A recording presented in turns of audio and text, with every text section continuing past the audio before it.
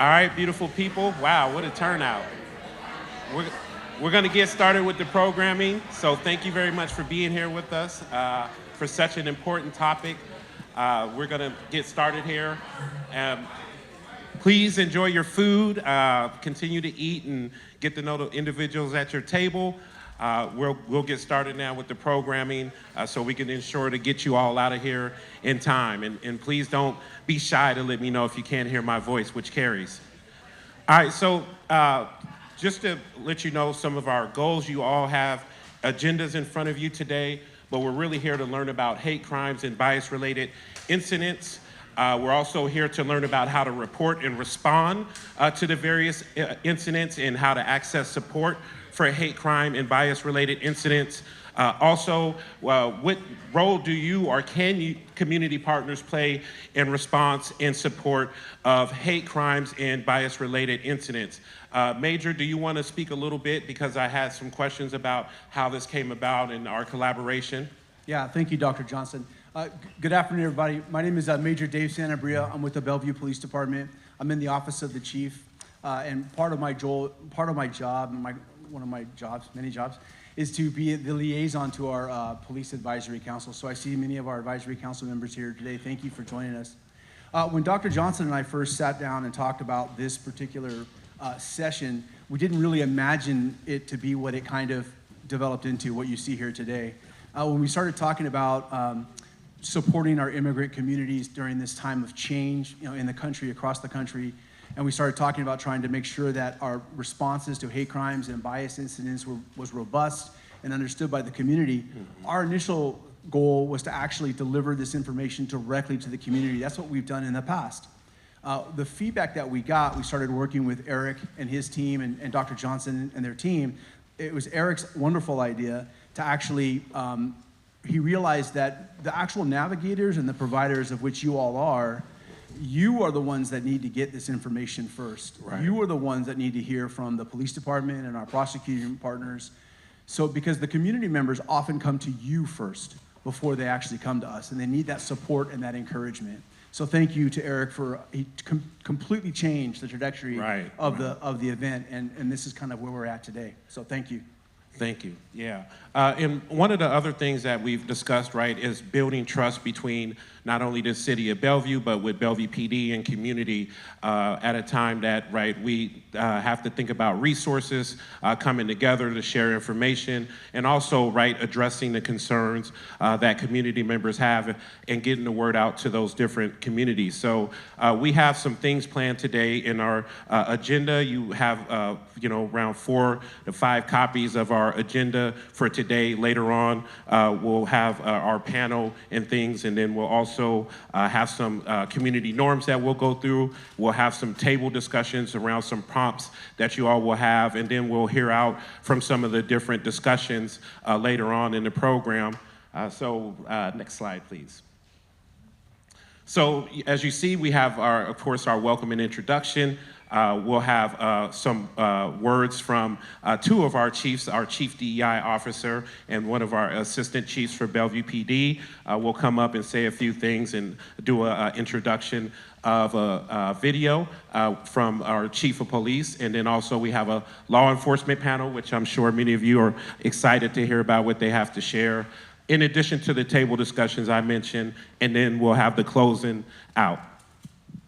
All right, so I know some of you are eating, so I'll just kind of read these. Usually I would ask you all kind of what your thoughts are and go around the room and read our community agreements, but think about these as we engage in our discussions with our partners and peers and everyone, is how to practice active listening. And thinking about not just responding, but how do we listen to each other, lean into what people have to say. Respond rather than react. There might be someone that has a different perspective, how they feel about something. So leaning in and listening, maybe inquiring, asking questions is a great way to think about dialogue at the tables. Also, embrace curiosity, We're also here to learn, so asking questions is a great way to learn in the process. share the conversation, right? I know I can talk a lot. I love to talk. I'm very passionate about the work. My colleagues have to tell me, Dr. J, you took up a lot of space, right? So I have to continuously be mindful to share the space. Also, thinking about lean into growth, right? One of the ways we learn is through being open to ideas, open to different perspectives. So those growth opportunities are important for our dialogue here. And then, acknowledge positionality. We all have various different perspectives, different backgrounds, different areas of expertise that we all bring to the community. So, acknowledging where we also come from and how that might influence in our decision-making and the things we see and say.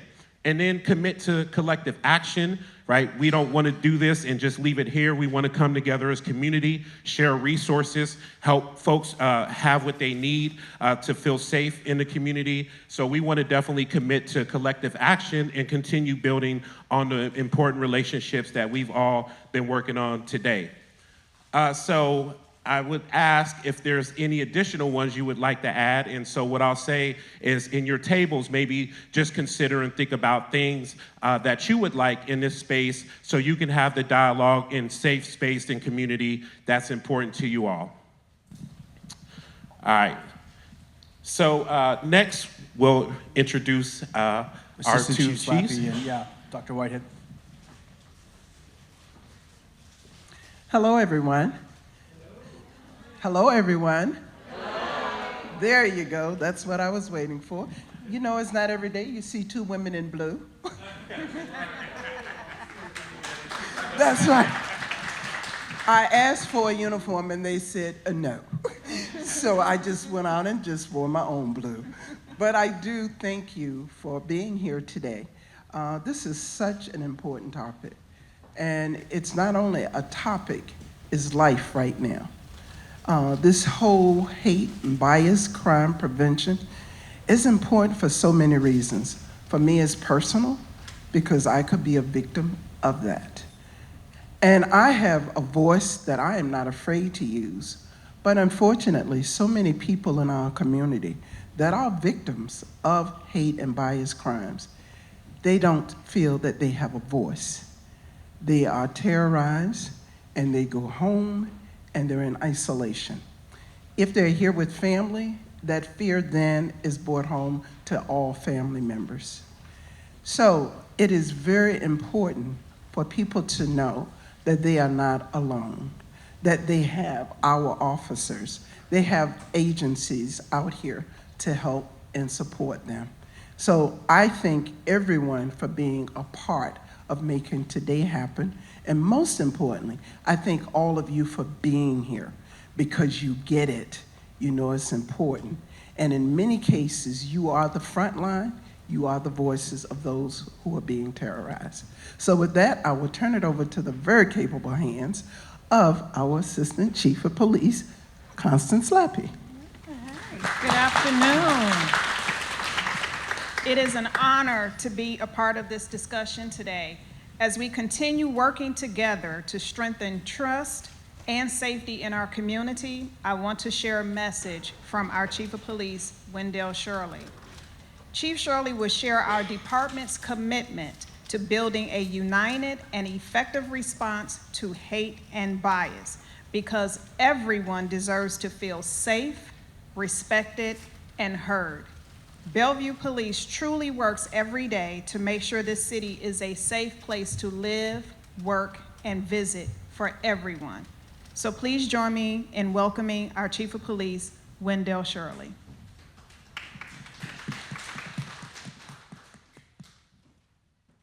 Hello, I'm Bellevue Police Chief Wendell Shirley. I'm sorry I can't attend today's conversation, but I am happy we are coming together for this important discussion. The City of Bellevue is a safe community. However, we certainly are not immune from crime.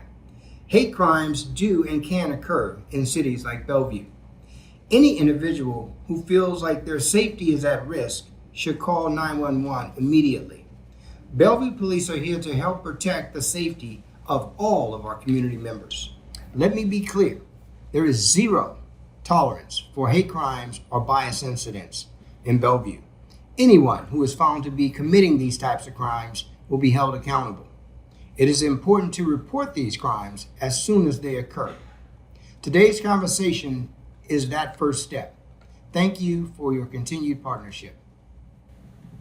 Thank you.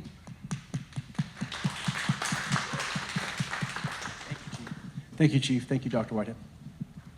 So at this time, what I'd like to do is I'd like to bring up our panel. If you guys wouldn't mind coming up, Emily, and you guys have a seat here at the table, and I'll introduce you, and then we can get into the kind of the meat of the, at least our part of this afternoon. Knight, you can come up here. Great, thank you. So, as Chief Shirley said, investigating hate crimes and bias incidents is a high priority for the Bellevue Police Department. We respond as quickly as possible. Our goal today, one of our goals today, was to give really good, solid information to you as navigators in the community and representatives of the community, to make sure that you could understand what people could expect when they call 911, when they call the police department and ask for our assistance. So today that we're very honored to have Knight Soar. He's a senior peacemaker with the U.S. Department of Justice Community Relations Service. I should say former senior peacekeeper with the DOJ. He is volunteered to assist us facilitating this panel discussion today, so thank you, Knight, for joining us. Officer Denzel Kankam is a representative of our department, of our patrol division. Officer Kankam has been with us for several years. Prior to being in patrol, he was also a major crimes investigator, so he has that experience that he's brought back to the street as well. Emily Navarro Williams is a victims advocate with the King County Prosecutor's Office, and so she's here to represent our prosecutor who would help us to prosecute these felony crimes. And then our final member of our panel is Sergeant Tony Romero. He is our investigations sergeant, and he would be the one guiding the investigation once the initial response happens. So with that, I'd like to turn it over to Knight and our panel. Thank you. Is this thing on? Oh, cool. Hi. We're going to start. I'm going to ask you perhaps the most important question of the day, the most important. I know you can hear me, but can you see me? Okay. I wore my cowboy boots, so I'm a little bit taller. So again, my name is Knight Soar, and it's a Cambodian name, so I feel like I have to add an appositive to the name, and that is I am a refugee from Cambodia. Soar is Cambodian for white, and so you have a white knight doing civil rights work. I promise you I was not born to do this, but eventually, along the way, we trip over something and suddenly we're here and we're doing it, and I've been doing this for approximately 16 years, responding to bias incidents and hate crimes and reducing the tension in the community. I'm also sad to say that I am the last peacemaker to respond to a particular case, and in this case, helping this amazing group coordinate the Hate Crimes Forum. My agency is being shut down. The last date, I believe, is scheduled for June 1st. So we currently have approximately 8 peacemakers left in the entire agency. Essentially, we're not doing anything, or we're not allowed to do anything. So I guess that's how we're gonna fade into existence or non-existence, and we'll wait until the new administration, if they revive us or not. And I will guarantee one thing: if they revive us, I'm gonna do a lot of recruiting here because I see a lot of talents in Bellevue. So with that in mind, I'm just gonna jump in right into bias incidents and hate crimes. It is an insidious act, right? Because such act sends a message, not only to the victims and those associated with the victims, but also the community that identify with the victims. So we encourage you to report. For us, within the DOJ, if you don't report, if you don't see it on paper or in a file, it doesn't exist. And so we encourage you, whether there is a mistrust between police and the community, we can work on that mistrust, because there are times when a third party can actually report on behalf of the victims. But we'll talk more about this when we get to the resource phase of the conversation. So for now, and I guess I'm directing this to Emily, could you differentiate for us the difference between bias incidents and hate crime? Yeah, hi everyone. My name is Emily Navarro-Williams. I'm a victim advocate, as introduced. Unfortunately, our hate crimes prosecutor wasn't able to make it today as they are in trial, so I'm a quasi expert at this, I guess, now. But the difference between a hate crime and a bias incident in most cases, at least within King County, and the way that our office can prosecute the crime, a bias incident is an attack on a person based off of the defendant or suspect's perception of that person along with a crime.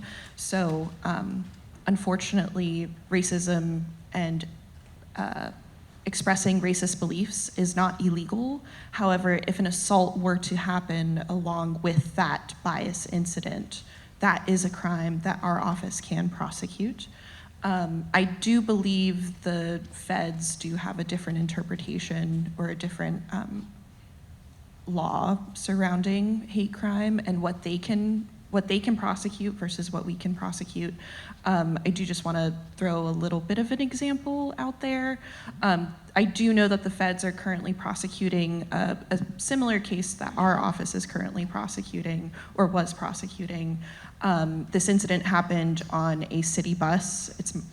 The defendant had egregiously and maliciously attacked another Black woman on that bus. It was a King County Metro bus. She was dragged, and this man attempted to stab her a few times, and her jacket did end up having a couple holes in it.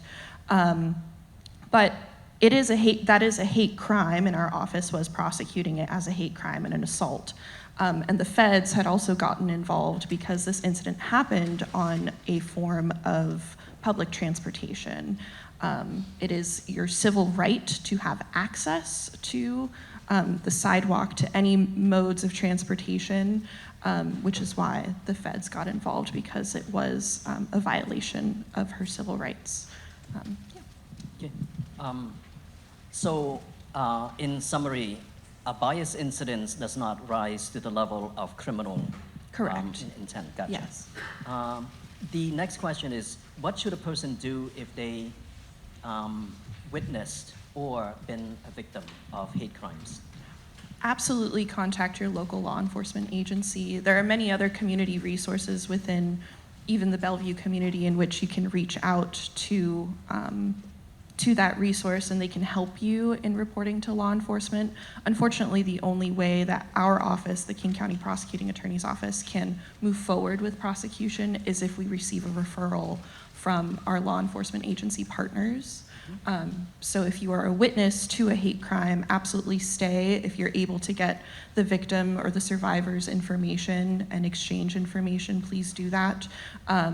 If the person is injured and needs immediate help, please contact 911. It's usually the medics that will arrive first, unless the perpetrator is still on the scene, is my understanding. And then just, if you are a victim, please know that there are people out there who take these crimes seriously.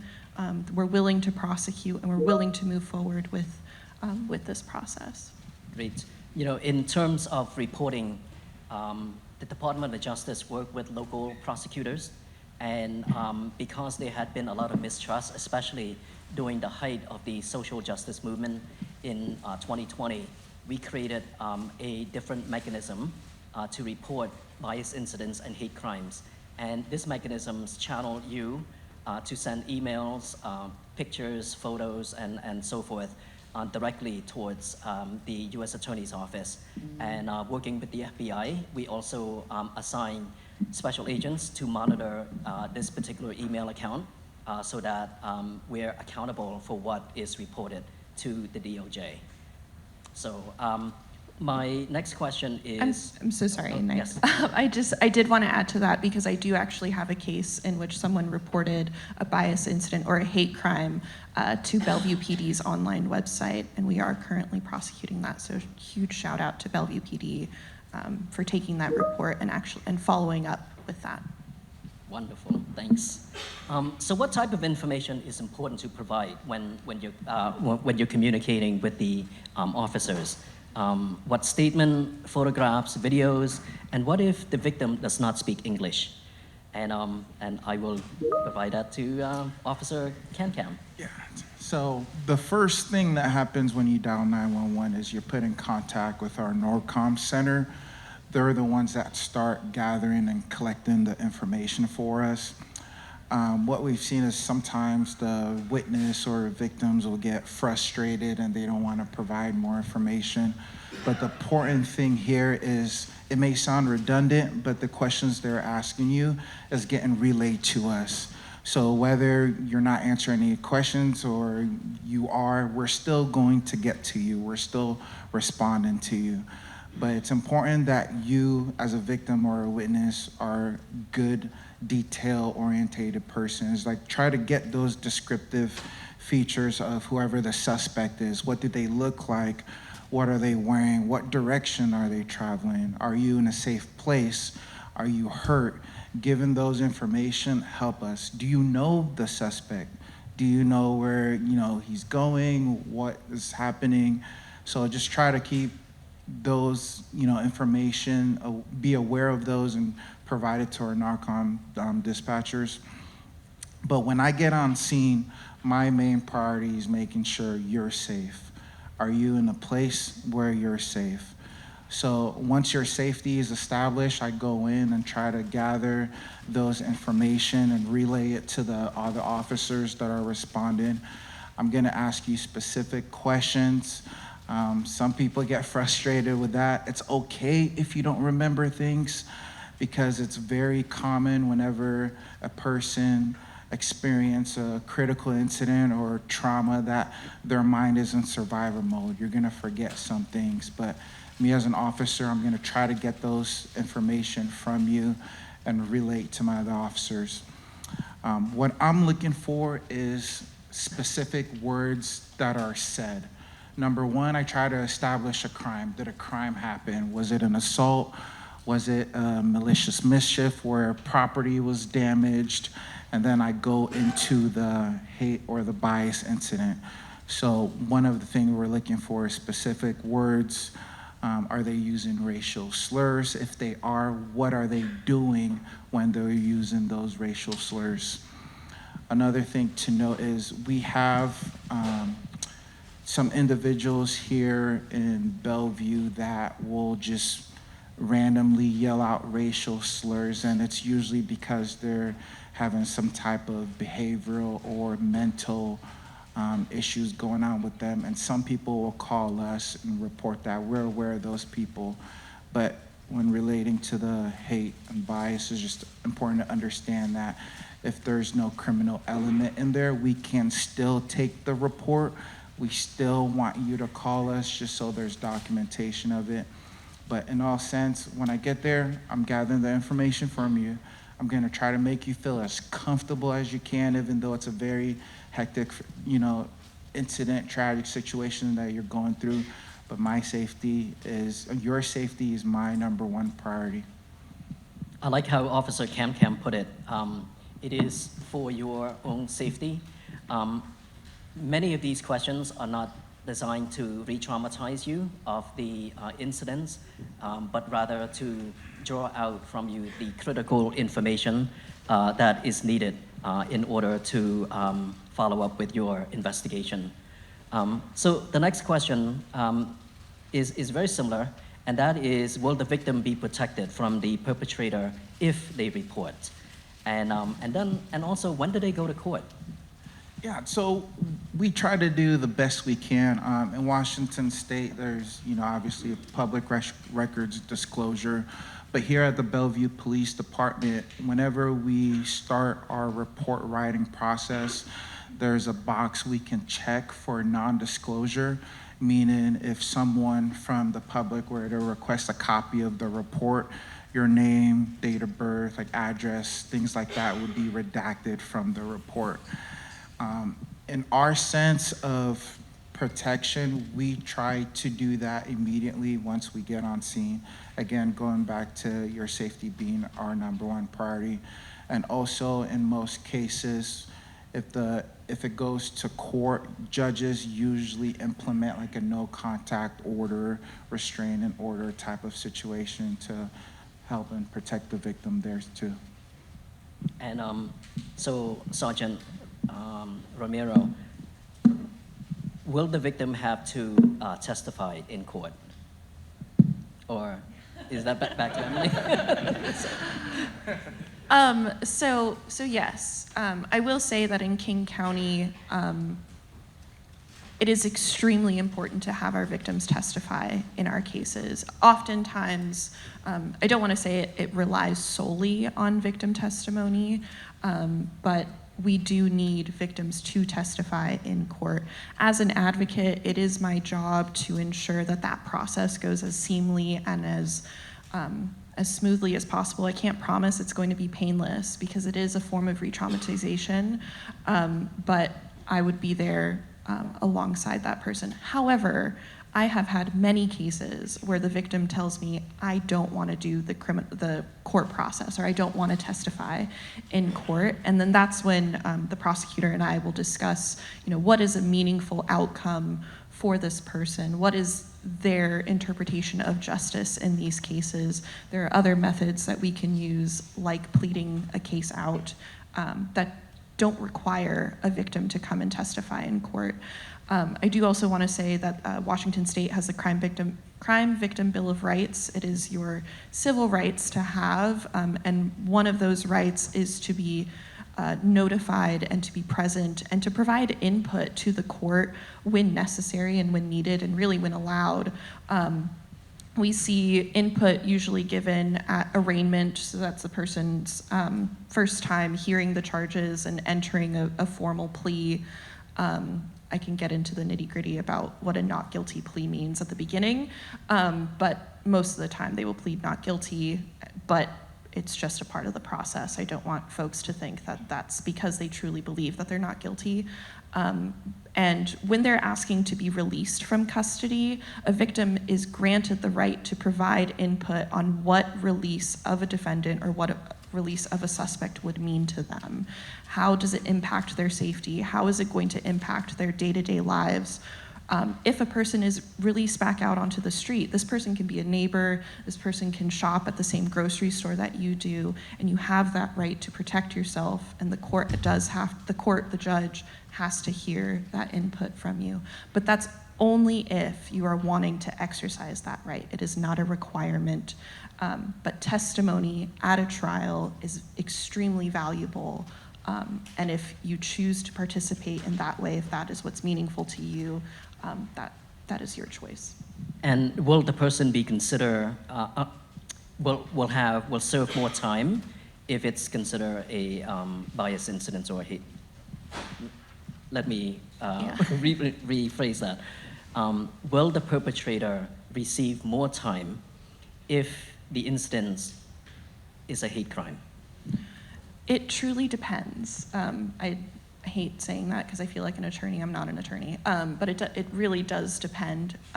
If it's a hate crime along with an assault, if it's a hate crime along with murder, usually most of the time the other charge is going to carry a little bit more weight. However, the hate crime aggravator being attached to, or not aggravator, but the hate crime charge being associated to that is, I believe in the state of Washington right now, the maximum penalty for a felony hate crime is 5 years.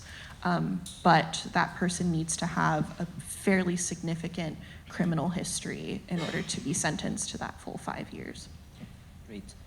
Sergeant Ramiro, finally got to you. How is the investigation different when it has been determined that it's a hate crime from when it's determined that it's a bias incident? Yes, so like Officer Cam talked about the initial reporting to a patrol officer. Up investigations will receive those reports, and then we have to make that determination, as Knight explained, whether or not it's a hate crime or a bias incident. So a hate crime, remember, it's like Emily talked about, there's two sets of elements, two sets of prongs that we look at as the investigation side. We look at what the crime is, right? So you have 3 types of crime that are outlined in RCW. You're gonna have some type of assault. You're gonna have some type of what we call harassment, but threats. you're also going to have some type of vandalism, or as Officer Cameron can call it, malicious mischief, right? So we have to determine what underlying crime has occurred. The second component of that is we have to determine whether this crime was committed against a protected class, right? In the RCW, even federal law outlines what a protected class is, right? Some of the more general ones are obviously your sex, sexual orientation, your religious preference, your race. Those are things that we're looking at. So when we have those two elements, then we have making a determination that we are investigating a hate crime, right? So when we get those cases as investigators, we're looking at what physical evidence do we have, the testimony that we get from the victim, witness statements, and those are things that we're gonna follow up on. We're gonna go and make more physical evidence procurement. We're gonna go and try to see if there's any surveillance images of the suspect, if the suspect wasn't taken into custody. We're gonna get more testimonial from witnesses, perhaps more testimonial from the victim themselves to come in and help solidify that case. We also work with the prosecutor's office to kind of give out, hey, this is where we're at with this investigation.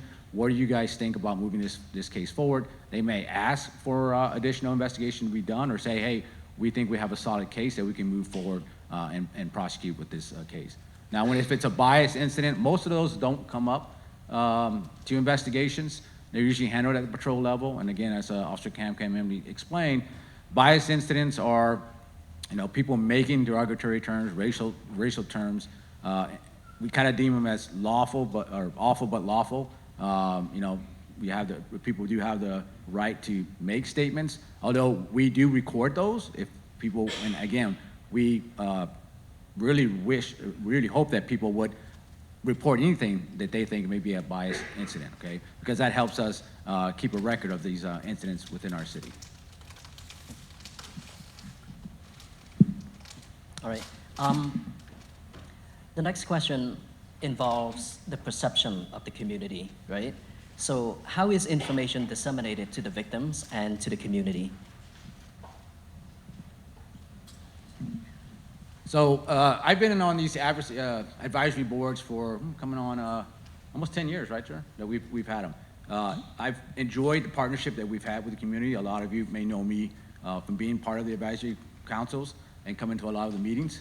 And I tell you that has been the best, I would say, rapport that we have built between Bellevue Police and the community, is trying to disseminate information out there. There's always a lot of curious questions about what the Bellevue Police Department has been doing, has been investigating, how that affects the community. But then it goes back the other way. When we do these kind of sessions here, Q&As and stuff like that, that we get inside the minds of the community leaders here to tell us what the people in their communities are experiencing, what they're dealing with, how they can go about reporting things to the police, and what services the police can provide.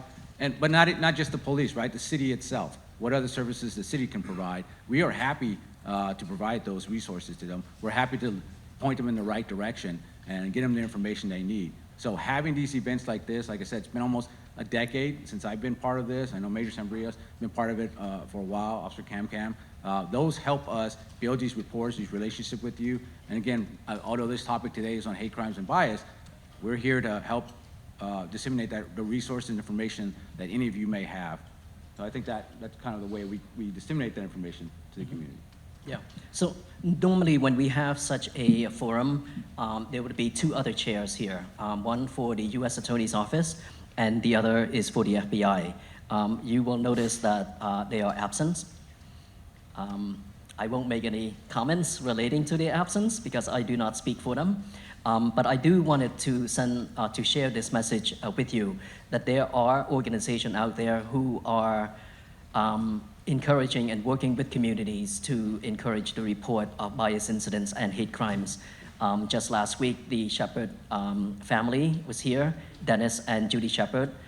They were at Central Washington University giving a lecture and participating in forums with students just like this. So there are helps, there are assistance, and there are people who continue to fight the good fight and encouraging you to interact with your local law enforcement. And so Officer Cam. Oh, sorry, I just wanted to add too, we do have our public information officer who does a great job of getting those informations out through our social media. We have Twitter, Instagram. Ms. Daly also puts together, different events with the community, like Shop with a Cop. I've been there a couple of times where we just literally go to Starbucks and make our presence there. People come up to us, ask us questions. So there's different areas where we're trying to disseminate those information too.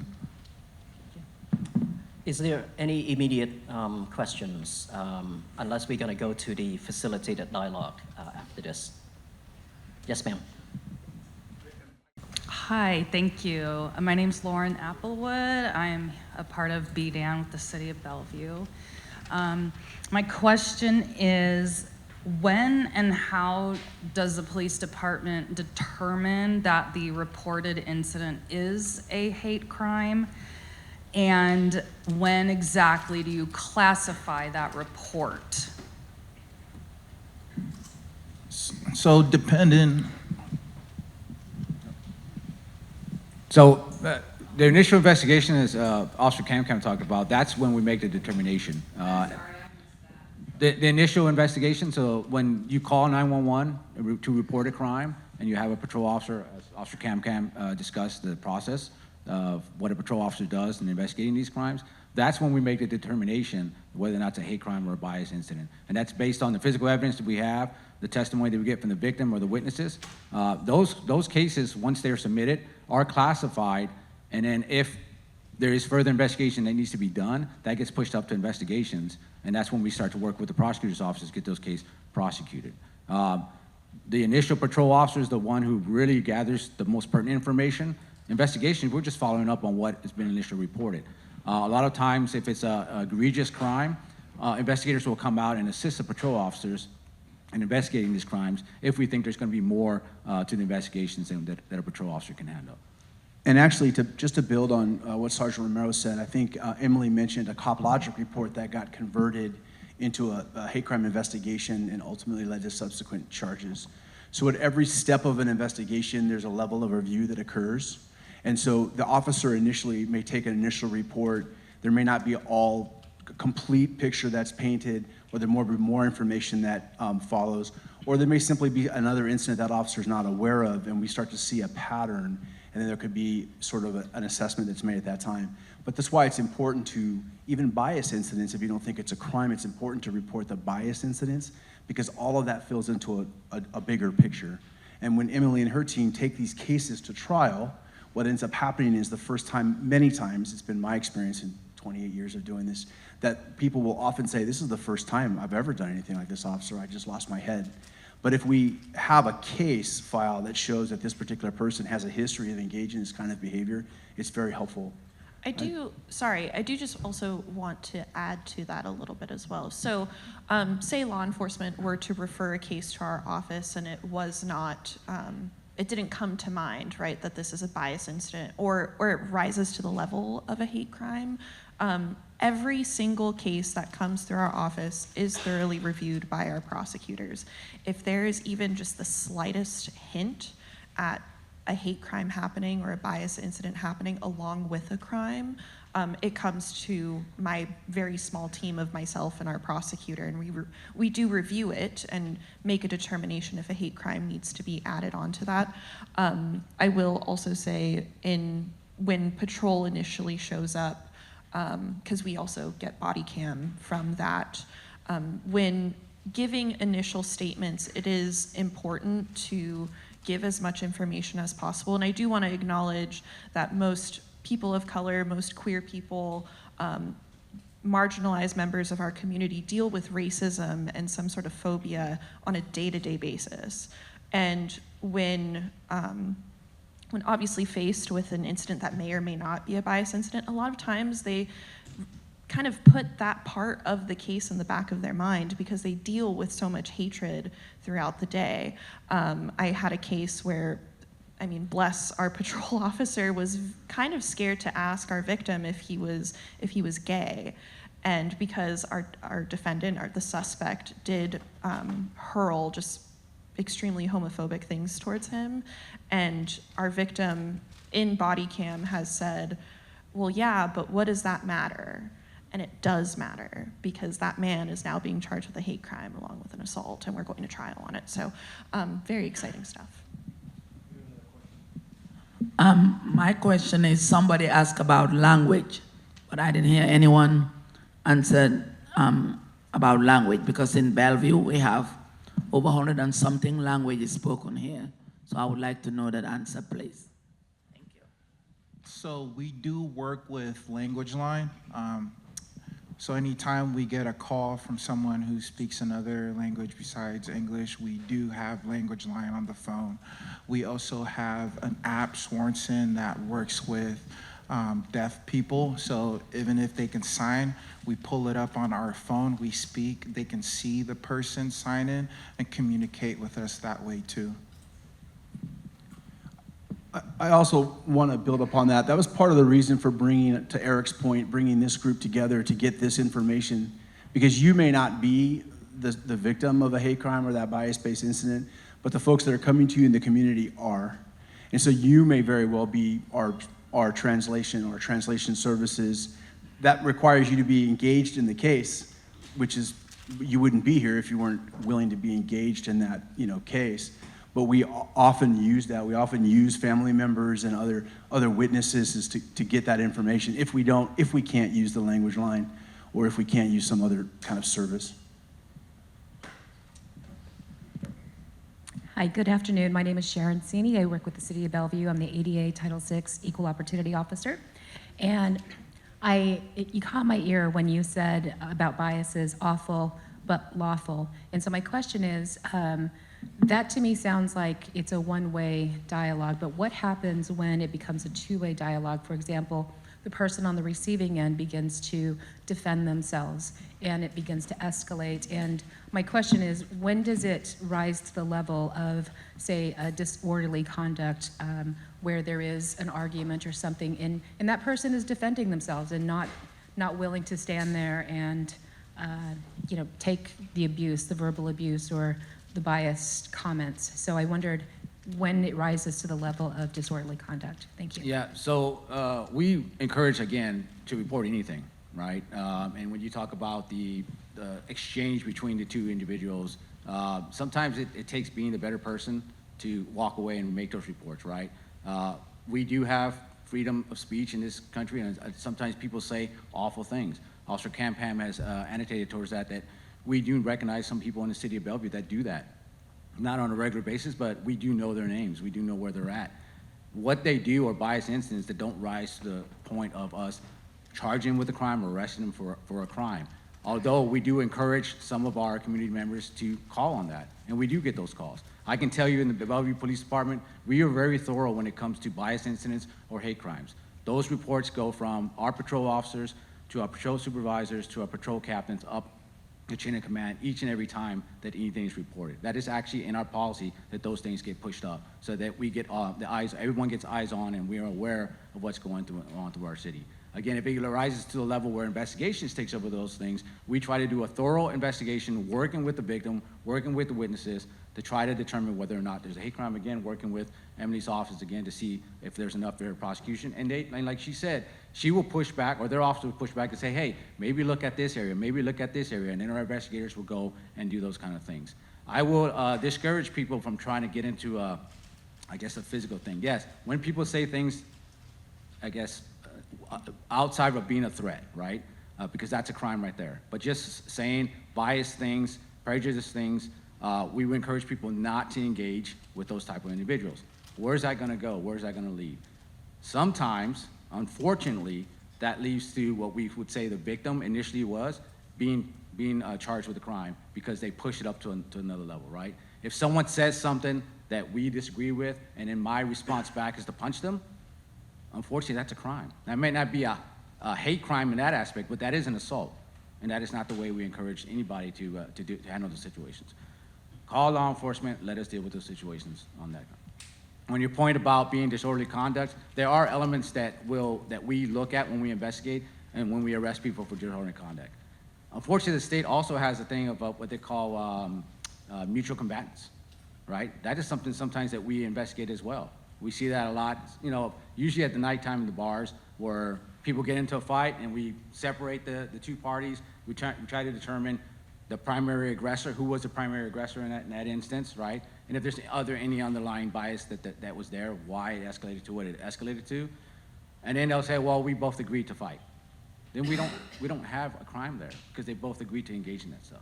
We discourage people into engaging in those kind of things because we don't want to see anybody getting hurt. Please, push out to your community members to contact the law enforcement, let us investigate these things. We're gonna do as thorough job as we can and make those determinations. If a hate crime has occurred or if it's just a bias incident that needs to be documented.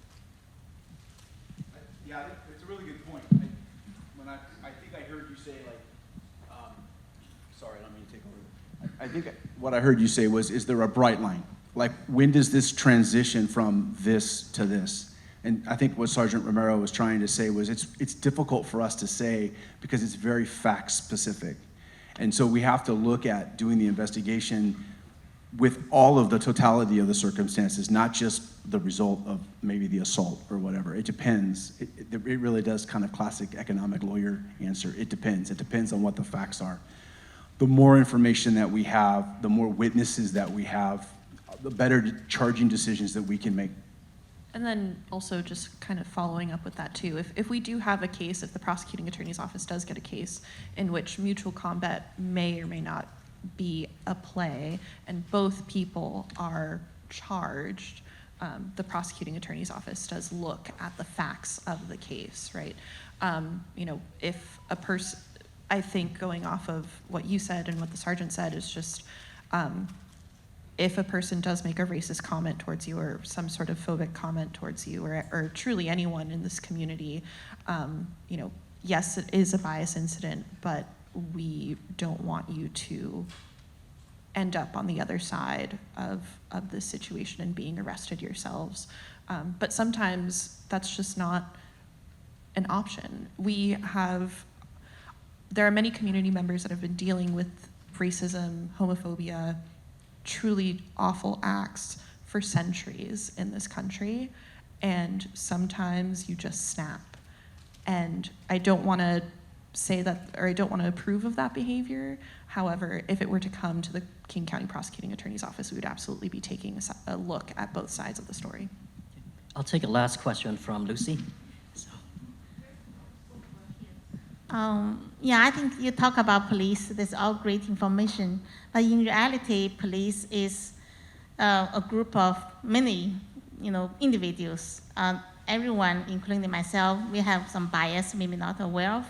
So I wonder, police, you're doing such an important job, how do you internally prevent bias in police itself?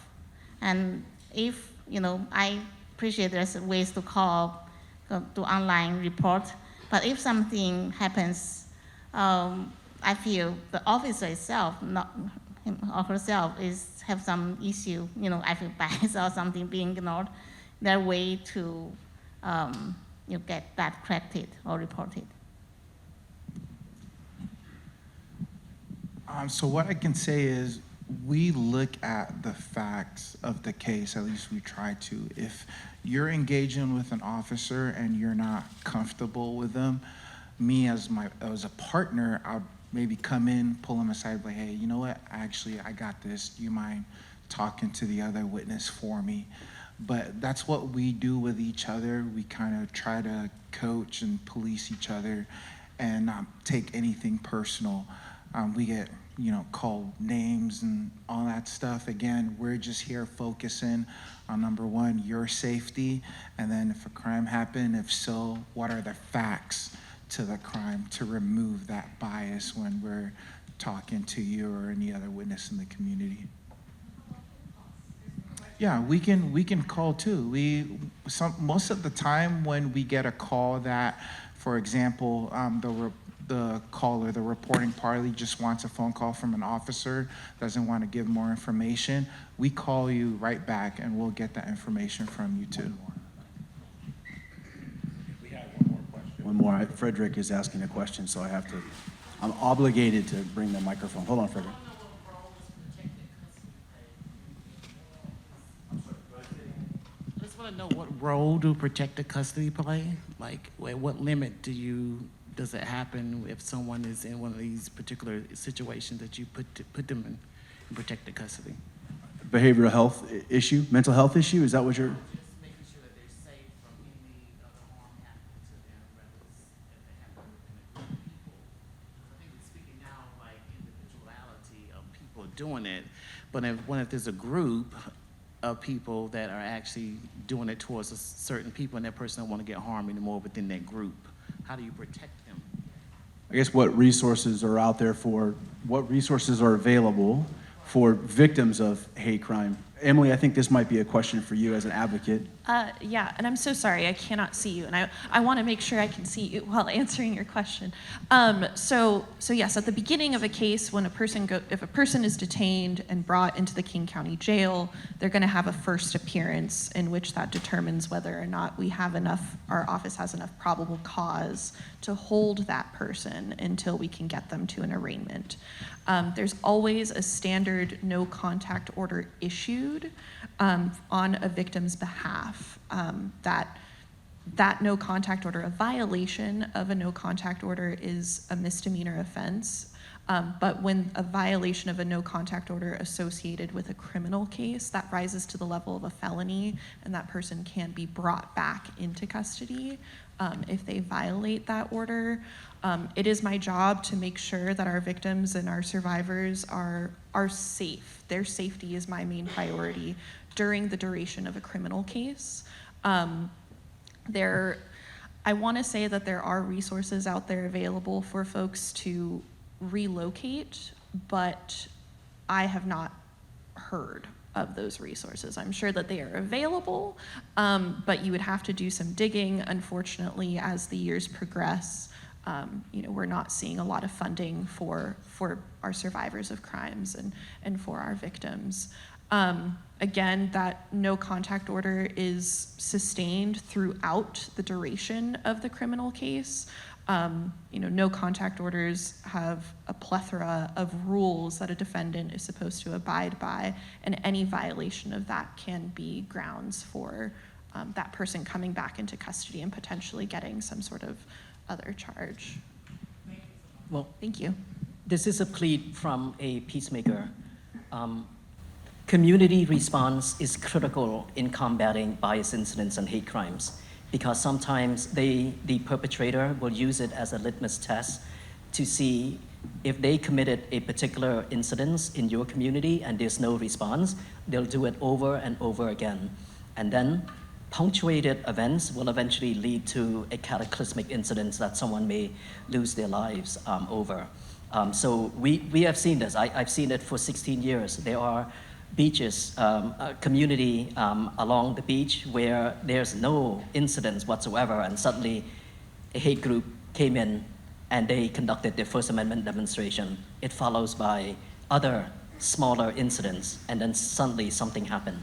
We don't want that to happen to this particular community. So yes, please report, see something, say something. I would like to thank my panelists. Thank you so much for your expertise and for sparing your time to come here and sharing your best practices.